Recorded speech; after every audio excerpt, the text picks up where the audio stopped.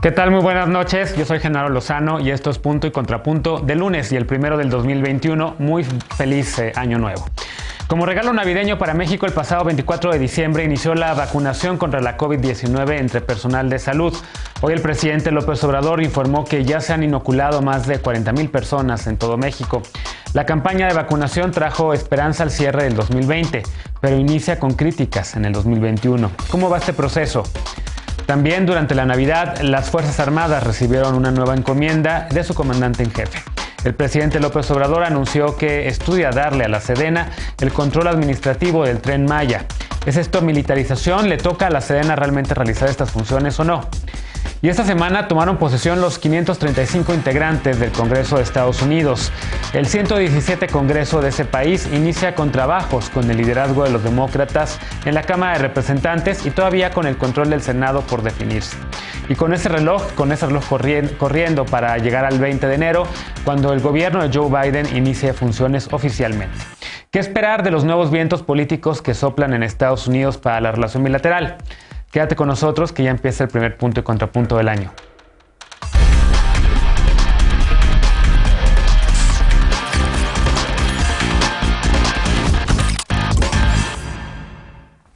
El 2021 inició con la esperanza de recuperar la antigua normalidad, esto gracias a la vacuna.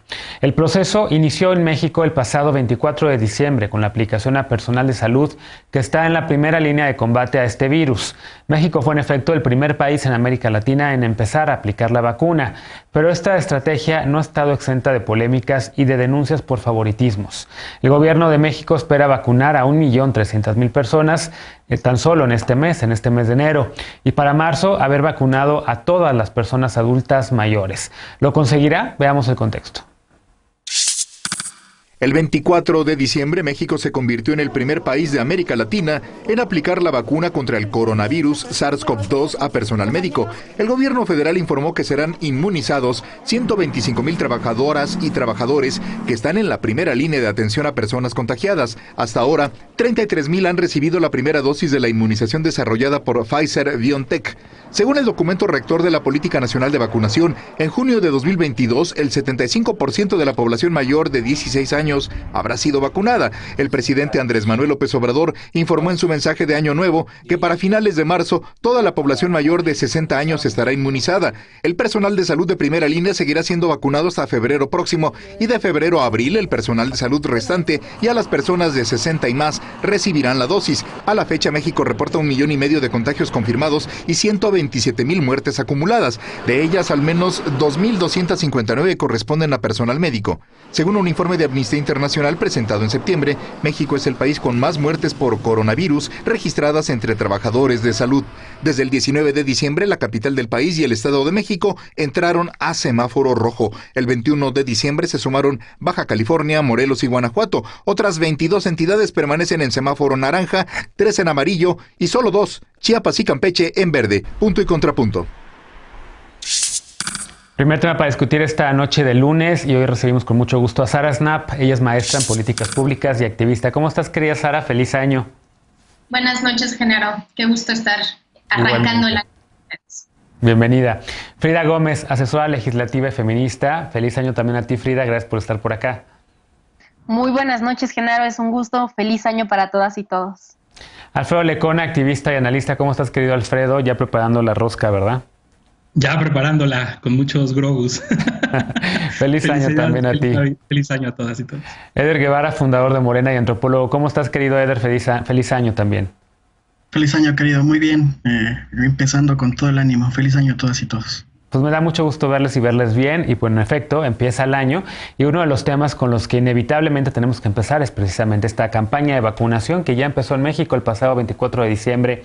Nuestro país fue el primero en América Latina en iniciar este proceso. Hay una carrera, yo diría yo, por ver cuál es el país que vacuna más rápido, cuál es el país que recibe más dosis de las nuevas vacunas.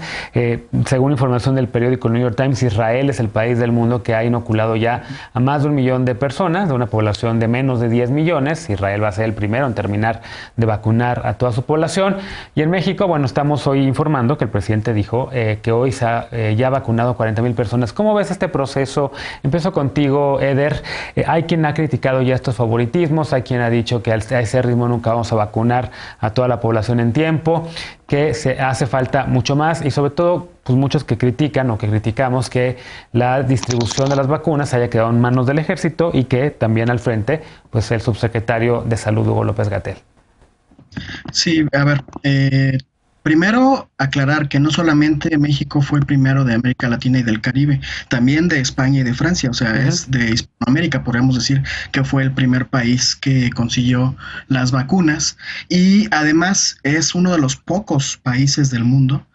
Habrá que corroborar el dato, a ver cuántos países han hecho este anuncio, pero México ha logrado negociar vacunas con todos los fabricantes de distintos países, con la que se está generando en Reino Unido, con la que se está generando en Rusia, con la que se está generando en Estados Unidos, con la China. Entonces, eso es lo que garantiza que, de acuerdo con varias notas, tengamos el 119% de las vacunas necesarias para el país, es decir, tenemos garantizada a toda la ciudadanía mexicana la vacuna y además habrá un excedente que seguramente irá a parar a los consulados de México en otros países y esperemos también, yo desde hoy quisiera poner el tema en la mesa de que se tiene que vacunar a la gente que habita el país y no tiene la ciudadanía mexicana.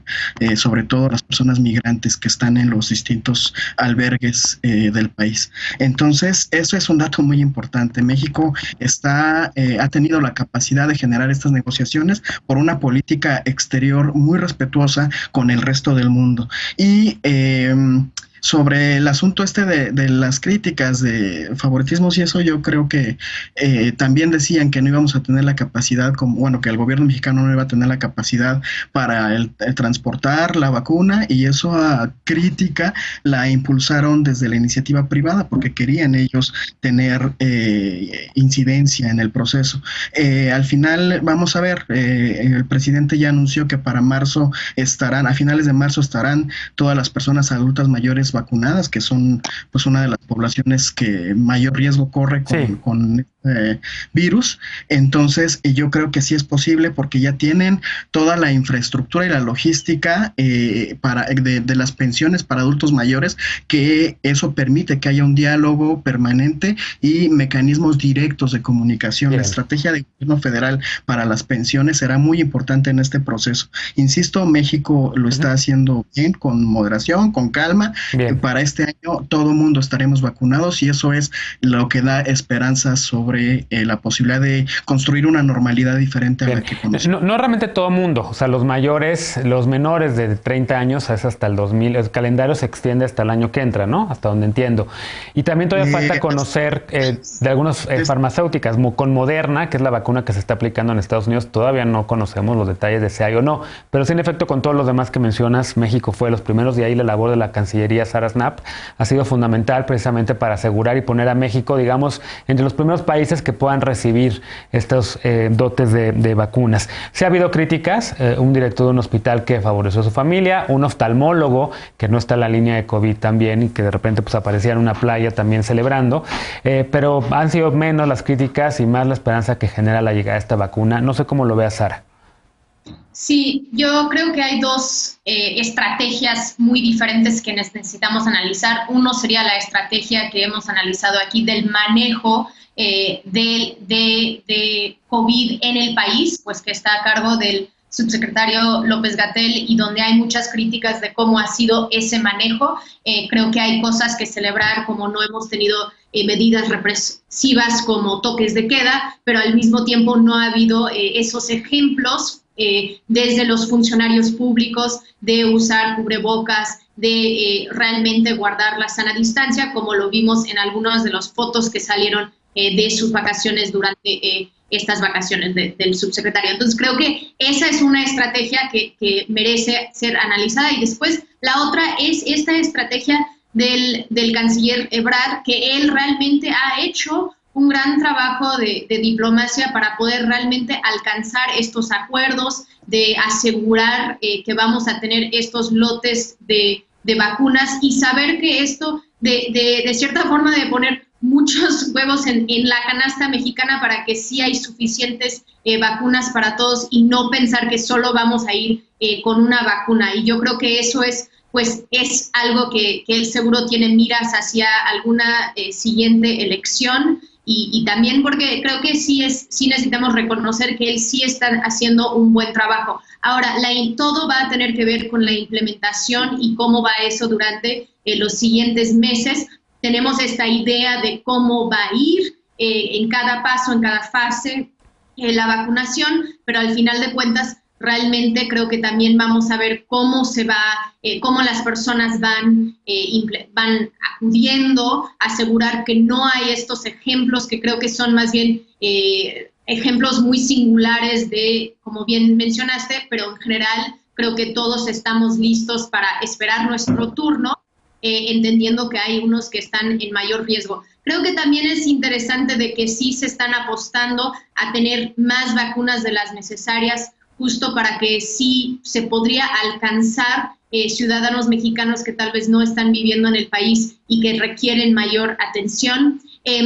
También había algunas sugerencias y creo que o ideas de que por qué no usamos el sistema electoral como padrón para la implementación de la vacuna, ya que todos, 98%, tienen INES y que podríamos utilizar esa lógica para que las personas saben dónde y en qué momento podrían ir. Además de que yo creo que sí vamos a tener que ir revisando, ya que estén los mayores los adultos mayores con la vacuna, cómo se va aplicando la vacuna a otras edades, dependiendo de las tasas de infección en diferentes estados. Entonces sí vamos a tener que hacer algún tipo de priorización. Creo que también sí estamos viendo un gran ejemplo de un proyecto nacional en vez de este proyecto o esta estrategia estatal que están implementando en Estados Unidos, donde cada gobernador tiene que decidir y que ha sido entonces muy caótico. Lo último que quería decir es que también creo que tenemos que tener cuidado con estas campañas de miedo hacia la vacuna, porque eso no ayuda. Completamente. Realmente impulsar que esto, la evidencia que tenemos sobre la vacuna y su eficacia de cada empresa. Así es. Lecona, además de los problemas, evidentemente hay también lo que menciona Sara, el tema evidente de que mucha gente desconfía de las vacunas, pero también está este otro tema de que en efecto la vacunación debería ser universal y gratuita, incluso para personas que no son ciudadanas de México. En Estados Unidos Trump dejó el America First, Estados Unidos primero. En efecto, va a haber allá millones de nuestros connacionales que no van a poder tener acceso a la vacuna porque no tienen la ciudadanía. Hasta donde entiendo, la diplomacia mexicana está trabajando también en esta iniciativa COVAX para que otros países del mundo, sobre todo las naciones centroamericanas y los países pues con menos recursos del continente americano, pues también puedan tener acceso a vacunas. Coincido con Eder y coincido con Sara, la vacuna tendría que ser para todo el mundo. Y yo también coincido y creo que si algo bueno hemos visto, incluso en términos de política exterior, con lo que ha pasado en los últimos meses, es justo la iniciativa COVAX. El presidente lo ha refrendado. Creo que ahí no hay que cuestionar la voz que ha tenido preponderante México para hacer este llamado, que pues es un llamado humanitario para que a todos les pueda llegar la solución al problema de salud pública más relevante que ha enfrentado la humanidad en esta dimensión como es la pandemia. Sin duda es esperanzador, sin duda hay que reconocer este esfuerzo que se está haciendo para contar con todas las vacunas y que permee en la población. Lo que a mí me preocupa mucho, y justo con el tema de la confianza y de la desconfianza, es que las autoridades, como la verdad y lamentablemente lo hemos visto en otros aspectos de la pandemia, en otros escenarios, en otros meses, en otros momentos durante el último año, sigan con esta obcecación y con este discurso como fácil de la realidad que hoy enfrentamos frente a la vacuna. La semana pasada, el martes de la semana pasada, en la última conferencia de la mañana del Pulso de la Salud, donde están las autoridades sanitarias del canciller, el secretario de Salud negó que existiera en México un fenómeno antivacunas y decía que al contrario, que la gente aquí, la gente joven, la población joven, estamos pidiendo que ya llegue la vacuna, que ya se nos aplique. pues la encuesta que publicamos en Reforma el 1 de enero, que es tradicional, que es la encuesta sobre expectativas del año nuevo, tiene ahí un dato que la verdad es aterrador, ¿eh? Es aterrador y necesitamos que las autoridades sanitarias lo volteen a ver, que el presidente lo voltee a ver. Temores a la vacuna. ¿Qué tanto confía la población en la vacuna contra el COVID? 48% mucho o algo, 46% poco o nada. O sea, casi la mitad de la población desconfía de la vacuna. Ahora, en cuanto a quién se la aplicaría, quién estaría dispuesto a aplicarse cuando le toca en el calendario, 51% dice que sí se le aplicará y 39%, 4 de cada 10 mexicanos casi aseguran que no se la van a aplicar.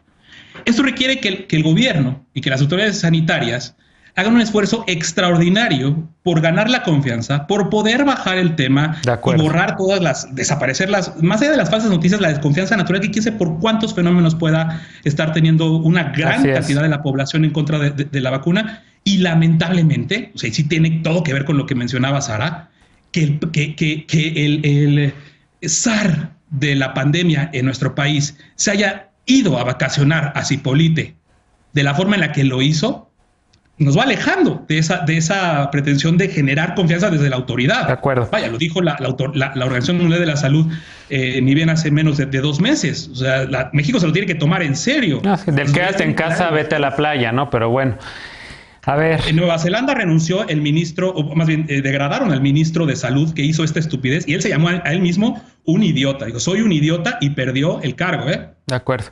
Frida, ¿cómo lo ves el tema de las vacunas? ¿Con qué te quedas? Nos queda realmente poco menos de 2 minutos, pero todos los 2 minutotes. Pues creo que hay 2 factores de riesgo que son importantes para tomar en cuenta.